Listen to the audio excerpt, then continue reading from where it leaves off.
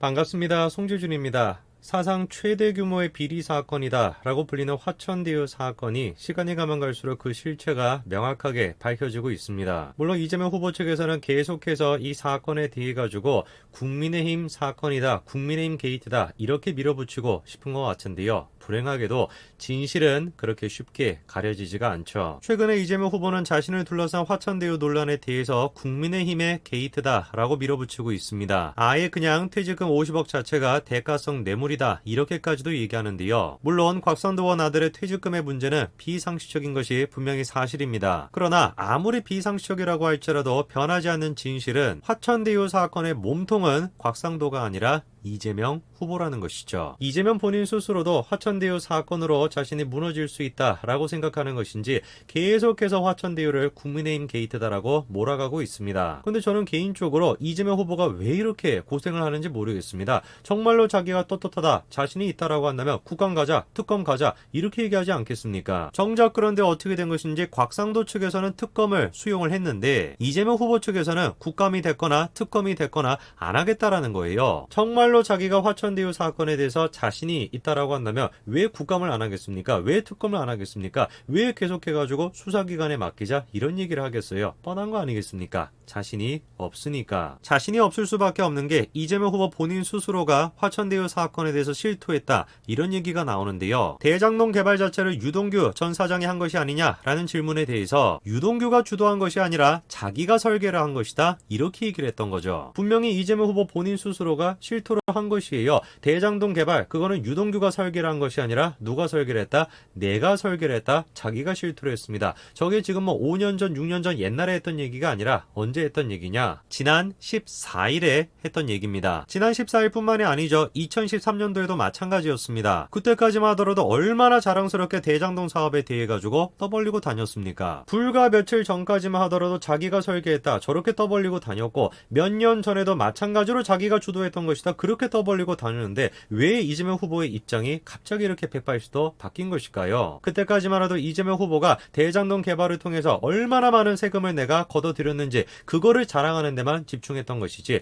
정작 자기 이름 하에서 어떤 식의 비리가 이루어지고 있었는가 그거에 대해서 아예 신경을 안 썼던 거죠. 근데 희한하게도 아직까지도 이 대장동 개발에 대해서 몸통이 이재명이다 라고 생각하지 않으시는 분들이 있습니다. 이재명이 아니라 오히려 이명박 심지어 박근혜 정권이 몸통이다 이런 얘기를 하시는 분들이 계시는데요. 그 이유가 뭐냐면 이경재 변호사 때문에 그렇습니다. 이경재 변호사는 최순실 즉 최서원 씨를 변호했던 변호인이죠. 그런데 알고 보니까 이경재 변호사가 다른 데가 아니라 화천대유에서 고문으로 활동했던 겁니다. 지금까지 밝혀져 있는 화천대유랑 박근혜 정권 둘 사이의 연결고리는 저거 말고는 없습니다. 최순실, 최서원 씨를 변호했던 국정농단의 주범이다 라고 불리는 최서원 씨를 변호했던 이경재 씨가 화천대유에 들어가 있으니까 박근혜 정권과도 연결이 되어 있지 않을 거냐 이런 식의 소설입니다. 그런데 실제로 지금 화천대유에서 이재명과 연결되어 있는 사람을 본다면 이거는 뭐 수적으로 비교 자체가 안 되는 거죠. 특히나 이재명의 생명의 은인이다 라고 여겨지는 권순일 전 대법관도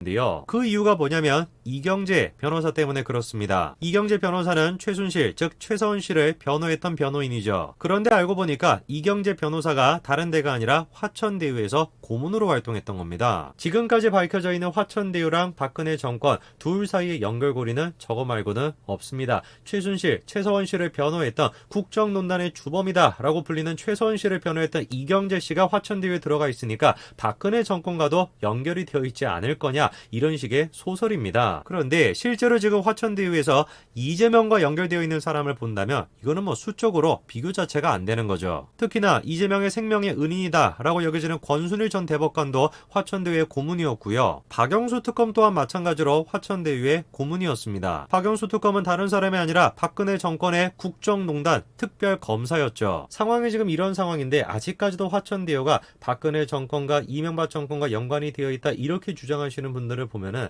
참 저는 마음속으로 딱하다라는 생각이 듭니다. 그리고 이재명을 지금 지지하시는 분들이 곽상도가 나타났다, 곽상도로 인해 가지고 이게 지금 국민의힘 게이트다, 그렇게 주장하고 계시는데 곽상도를 지금 생각할 것이 아니라 누구부터 생각해 봐야 됩니까? 바로 저 박영수부터 생각해 봐야 됩니다. 곽상도 아들뿐만 아니라 박영수 특검의 딸도 화천대유에서 근무했는데요. 퇴직금이 논란이 되니까 아직까지 퇴직금을 받지 않았다, 퇴직 절차가 진행 중이다, 이렇게 밝혔습니다. 그런데 밝히려면 밝힐 수가 있죠. 왜? 계약을 체결했으니까. 그 계약된 내용을 밝히면 되는 것인데 어떻게 된 것인지 자기는 밝힐 생각이 없다는 겁니다. 그 정치인들이 하는 얘기가 뻔한 겁니다. 논란에 대해 가지고 해명하지 않고 딴소리를 한다, 밝히지 않겠다. 왜 그렇겠습니까? 다 이유가 있는 것이죠. 뭔가 캥기는 게 있기 때문에. 근데 요즘 같은 시대가 안 밝힌다고 안 밝혀질 수가 있습니까? 숨긴다고 숨겨질 수가 있습니까? 다 드러날 수밖에 없죠. 대번에 나오는 얘기가 뭡니까? 박영수 딸 화천대유가 보유하고 있는 대장동 아파트 분양받았다는 거죠. 아파트를 분양받은 것뿐만 아니라 딸도 지금 현재 퇴직 절차를 밟고 있으니까 곽상도 못지않은 거액의 퇴직금을 받을 것이다, 이런 지금 얘기가 나오고 있습니다. 그러니까 제발 좀 이재명 후보를 지지하는 사람들은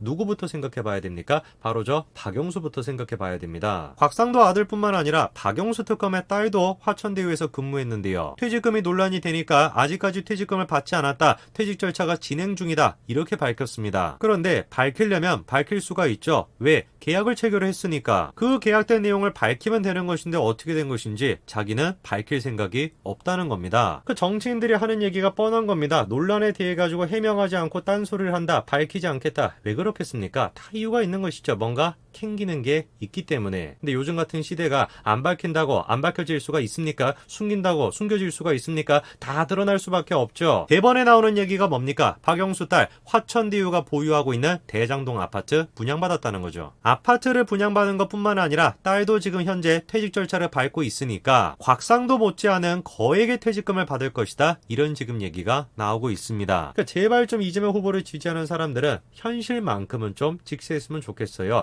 화천대유가 지금 박근혜 정권이랑 연관이 되어 있다. 그리고 곽상도를 봐봐라. 국민의힘 게이트다. 계속 그렇게 믿고 싶으신 거는 알겠는데 실상을 보면은 현실을 보면은 누가 됐든지 간에 이재명과 연관되어 있다고 볼 수밖에 없습니다. 그리고 대장동 개발을 주도했다고 여겨지는 사람이 이재명 후보의 측근인 유동규 씨인데요. 계속해가지고 잠적하고 있던 유동규 씨가 최근에 언론 인터뷰를 했죠. 그 인터뷰에서 화천대유와 같은 민간업체가 들어오는 거 그게 문제가 있지 않았냐라는 지적에 대해서 그거에 대해서 비판하는 목소리나 다른 제안을 보고받은 적이 없다 분명히 이렇게 얘기했습니다. 그런데 이번에 JTBC 보도를 통해서 저 얘기가 사실상 거짓이라는 게 드러났죠. 유동규 본부장이랑 당시 시장실과 굉장히 커뮤니케이션이 잘 됐다는 거죠. 사실상 유동규 씨가 이재명 시장과 굉장히 커뮤니케이션이 잘 됐다라고 생각할 수 있죠. 어찌나 커뮤니케이션이 잘 됐는지 정상적인 절차를 뛰어넘고 일이 진행되는 경우도 있었다는 겁니다. 지금까지 계속해서 별다른 입장을 내놓지 않고 있었던 유동규 씨가 왜 부랴부랴 갑자기 저렇게 언론 인터뷰를 잡았을까요? 그리고 채 며칠이 지나지 않아서 사실상 거짓말이라는 게 드러날 그런 얘기를 왜 했을까요? 자기 본인이 생각하더라도 화천대유 사건이 심상치 않게 흘러간다라는 걸 느꼈기 때문이겠죠. 그렇기 때문에 화천대유가 들어오는 거에 대해서 내부에 비판이 없었다 이런 식의 얘기를 하는 것이고 자기는 이재명이랑 별로 연관이 없다 이런 얘기를 하는 거 아니겠습니까? 그런데 화천대유랑 이재명 후보 둘 사이의 연관성은 시간이 가면 갈수록 명확해지고 있습니다. 김만배와 가족, 지인 총 7명에서 3,463억이라고 하는 배당금을 받았다라고 알려졌었는데요. 그 지인 중에 한 명의 정체가 이번에 밝혀졌습니다. 천화동인 1호의 대표가 놀랍게도 이재명 지사의 측근인 이화영 전 의원의 보좌관 출신이었다라는 거죠. 사진을 지금 보니까 이재명 후보랑 이화영 두 사람 사이가 굉장히 긴밀해 보이는데요. 하필이면 이화영 씨가 김만배, 박영수와도 두터운 친분이 있다고 합니다. 그래서 화천대유랑 연관되어 있는 사람들을 쭉 보게 되면은 누구를 빼놓고 얘기할 수가 없는 겁니까? 이재명 후보를 빼놓고는 얘기할 수가 없는 그런 상황입니다. 박근혜 전 정권의 국정농단 사건의 당사자라고 얘기할 수 있는 최서원 씨를 변호했던 이경재 변호사가 화천대유의 고문으로 활동했다라고 하는 것 딱 한 가지를 가지고 화천대유랑 박근혜 정권이 연관되어 있다 이렇게 주장하고 있습니다. 그러나